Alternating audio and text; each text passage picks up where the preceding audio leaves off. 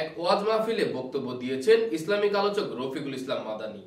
একই মঞ্চে উপস্থিত ছিলেন বৈষম্য বিরোধী আন্দোলনের আহ্বায়ক হাসনাত আব্দুল্লাহ। সে সময় সদ্য কারামুক্ত বিএনপি নেতা লুৎফুজ্জামান বাবরকে নিয়ে মন্তব্য করেন এই ইসলামিক আলোচক। কিন্তু লুৎফুজ্জামান বাবরকে নিয়ে কি মন্তব্য করেন তিনি, বিস্তারিত থাকছে তন্ময় হাসানের রিপোর্টে।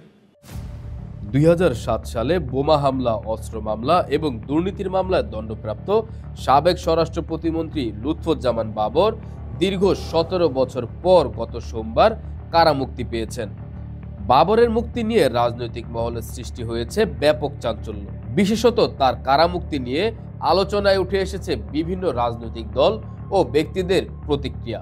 এমনই এক প্রতিক্রিয়া ব্যক্ত করেছেন ইসলামিক আলোচক রফিকুল ইসলাম মাদানীও। 16 জানুয়ারি কুমিল্লায় এক ওয়াজ মাহফিলে তার বক্তব্যে সাবেক স্বরাষ্ট্র প্রতিমন্ত্রী লুৎফুজ্জামান বাবরের কারামুক্তিতে উচ্ছ্বাস প্রকাশ করেছেন তিনি এবং বাবরের অনেক প্রশংসাও করেন তিনি।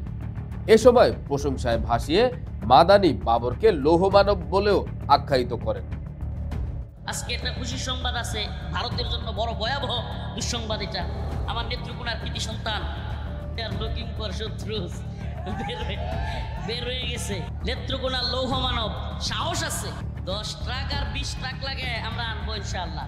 ভারতকে শায়েস্তা করবার জন্য হিন্দুত্ববাদীরা বাংলাদেশ দখল করবে।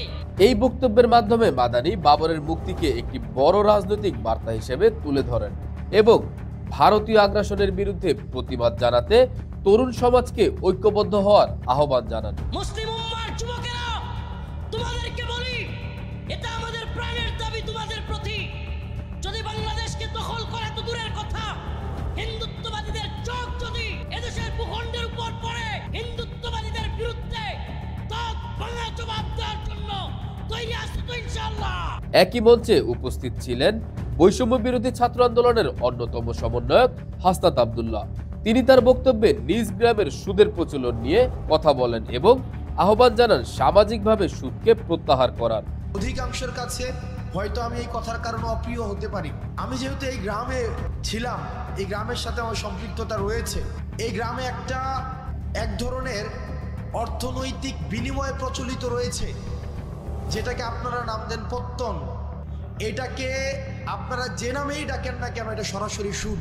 আপনাদের কাছে অনুরোধ থাকবে, এই যে আমরা দেখি টাকা থেকে টাকা বৃদ্ধি পায়, এটা অসংখ্য পরিবারকে নিঃস্ব করে দেয়। সুদের বিরুদ্ধে আমাদের একটা সামাজিকভাবে এটাকে প্রতিরোধ করতে হবে।